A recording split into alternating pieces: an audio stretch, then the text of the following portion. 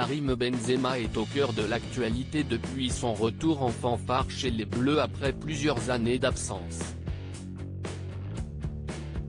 Suite à un litige avec l'entraîneur de l'équipe de France, Didier Deschamps, l'attaquant avait été écarté des Bleus avant de réintégrer l'équipe à l'aube de l'Euro 2020 survenu cette année. Malheureusement pour l'équipe de France, le retour de Karim Benzema n'a pas suffi à remporter le championnat et CIST bredouille que les Bleus sont rentrés au bercail.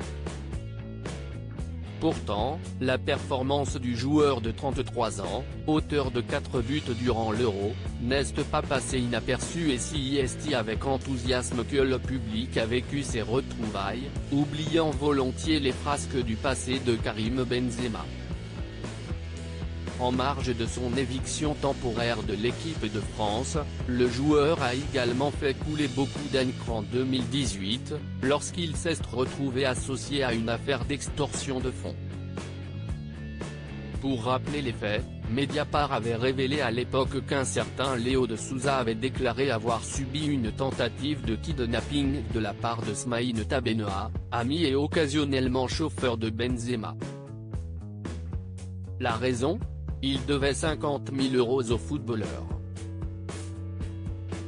Mis en examen pour tentative d'extorsion, Smaïn Tabenea avait finalement été relâché pour non-lieu, avant d'assurer qu'il n'y a jamais eu de tentative d'enlèvement.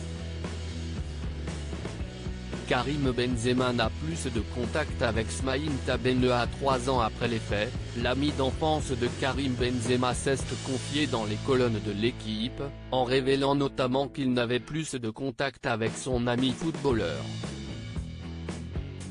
Il y a eu une cassure avec Karim.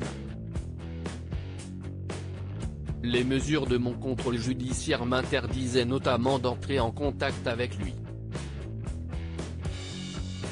Je ne vais pas rentrer dans les détails mais je n'ai plus de contact. CIST malheureux car CIST vraiment un ami d'enfance, déplore Smaïn Tabenea, qui garde un souvenir amer de cette histoire. Mon nom est sorti très vite dans la presse et j'ai été sali. Toute cette histoire m'a causé beaucoup de tort.